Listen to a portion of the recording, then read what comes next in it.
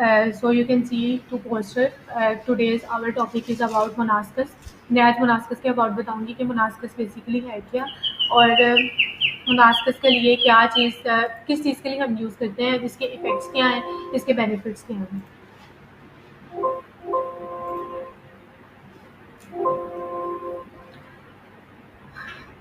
आज उर्दू में पीडीएफ इसलिए है कि सेहतमंद दिल के लिए एक दिलचस्प तोहफा क्या कि मुनासिब जो है वो रिलेटेड टू हार्ट.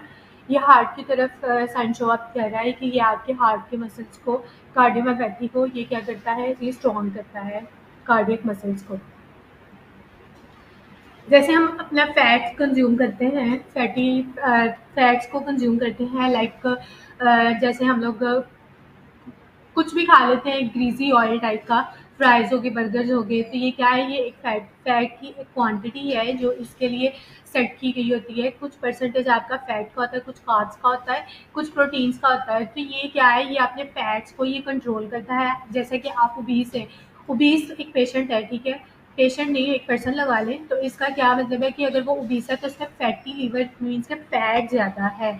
फैट ज़्यादा है इसकी वजह से वो ओबीस है, और अगर वो ओबीस है फैट ज़्यादा तो ये लीड करेगा डिफरेंट डिजीज़ से. क्यों? क्योंकि उसका बीएमआई जो सा है वो उसके अकॉर्डिंग, उसकी फिजिकली फिटनेस के अकॉर्डिंग, एज और मतलब एज और हाइट वेट के अकॉर्डिंग उसका मतलब सेट नहीं है. तो ये क्या करता है, उन चीज़ों को कंट्रोल करता है. डिप्रेशन. डिप्रेशन ज़हनी तनाव मीन्स के डिप्रेशन, एक पर्सन है वो बहुत ज़्यादा डिप्रेस है, जो मतलब सोशल इश्यूज़ की वजह से, फाइनेंशियल इश्यूज़ की वजह से, कुछ कोई भी इश्यूज़ की वजह से वो डिप्रेस है. तो ये क्या करता है, मुनास्कस एक ऐसी प्रोडक्ट है, एक ऐसा ये हर्बल सप्लीमेंट है जो ये क्या करता है, इस चीज़ को कंट्रोल करता है, जो डिप्रेस से बचाता है, डिप्रेशन से प्रिवेंट करता है. और अगर एक डिप्रेस है तो डिप्रेस होगा तो कोई भी काम जो सा है वो एक्टिव फॉर्म में नहीं होगा ड्यू टू डिप्रेशन. जिस्मानी तौर पर गैरफाल मीन्स टू से दैट कि जिस्मानी तौर पर कि वो फिजिकली एक्टिव नहीं है, फिजिकल एक्टिव नहीं है, उसका फैट ज़्यादा, उसे अपनी रेगुलर रूटीन का नहीं पता, वो एक्टिव नहीं है. लाइक अगर किड्स लगा लें तो किड्स क्या है आजकल जो इरा चल रहा है, तो किड्स जो है वो एक्टिव नहीं है, too much lazy due to मतलब उनकी जो सी फूड का इंटेक है वो प्रॉपर नहीं है, फूड इंटेक में वो चीज़ें, वो न्यूट्रिएंट्स अवेलेबल नहीं है जिसकी वजह से वो एक्टिव रहे. इवन दैट कि वो आजकल जो फूड उन्हें प्रोवाइड मिल रहा है या तो वो आर्टिफिशियल इंजेक्ट करके उन्हें दिया जा रहा है, या फिर वैसे तो इसलिए क्या है, बर्गर्स फास्ट फूड्स पे आजकल बच्चों का बहुत ज़्यादा ध्यान है, तो इस वजह से ये इनएक्टिव फॉर्म में.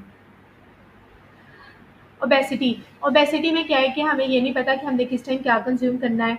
जैसे कि हमारे यहाँ पे कि रात को क्या कहते हैं, एप्पल का कंजप्शन कर रहे होते हैं 2 o'clock 1 o'clock, फ्रूट्स का इंटेक तब ले रहे होते हैं. मीन्स टू से दैट कि टाइमिंग का अप एंड डाउन है, टाइमिंग प्रॉपर नहीं पता, तो ये ओबीस है. और अगर ओबेसिटी होगी तो ओबेसिटी लीड करेगी डायबिटीज़ मेलाइटिस में, हार्ट पेशेंट्स में, हाइपरटेंशन में, और भी दूसरी डिजीज़ से. तो ये क्या है, हमारे पास मल्टीपल फैक्टर्स हैं डिजीज़ के ओबेसिटी. तो अगर हम अपनी ओबेसिटी को, अपनी फिजिकल फिटनेस को कंट्रोल करेंगे तो बहुत ज़्यादा डिजीज़ से हम प्रिवेंट हो जाएंगे. तम्बाकू नोशी, जैसे हमारे पास सिगरेट्स वगैरह, स्मोकिंग है या दूसरी वाइन्स वगैरह है, तो इससे क्या है, किसी भी तरह की तम्बाकू नोशी है, किसी भी तरह का जिसे कहते हैं नशा आवर चीज़ें हैं. तो अगर ये सिगरेट है तो सिगरेट का क्या कहता है, एक पर्सन अगर वो सिगरेट ले रहा है, स्मोकिंग करता है, वो स्मोकर है, तो वो क्या करेगा, उसके कार्सिनोजेन जोन्स हैं वो रिलीज़ होंगे, और जो कार्सिनोजेन जोन्स हैं वो जब बॉडी में जाएँगे तो वो लिवर पे इम्पैक्ट करेगा, और इसकी वजह से वो हेपेटाइटिस का भी शिकार हो सकता है. तो जब एक दफ़ा वो जब ये स्टार्ट करता है स्मोकिंग, तो फिर वो उसकी एक हैबिट बन जाती है, और अगर वो स्मोकिंग नहीं करेगा तो वो अपने आप को, वो खुद को एक डिप्रेस फ़ील करेगा, वो डिप्रेशन की तरफ चला जाएगा. जैसे ब्लड प्रेशर किससे लीड करता है, टेंशन की वजह से, टेंशन से, डिप्रेशन से भी ये लीड करता है. हाइपरटेंशन, हाइपरटेंशन हो या हाइपोटेंशन हो, ये उसी की वजह से लीड करता है. ब्लड प्रेशर के पेशेंट बहुत ज़्यादा है आजकल हॉस्पिटल्स में, जिनका देखा जाए एडल्ट में भी देखा जाए तो क्या है, उनका ब्लड प्रेशर बहुत अप हुआ होता है, 160 150 140 लीड किया होता है. इनके वाइटल्स में यूजुअली बहुत ज़्यादा हाइपरटेंशन के पेशेंट हैं, वाइटल्स में बीपी रेट जो है वो ज़्यादा होता है, वो इसलिए क्योंकि उनका इनटेक जो है जैसा होना चाहिए वैसा नहीं है, और वो ऑलरेडी डिप्रेशन के पेशेंट होते हैं।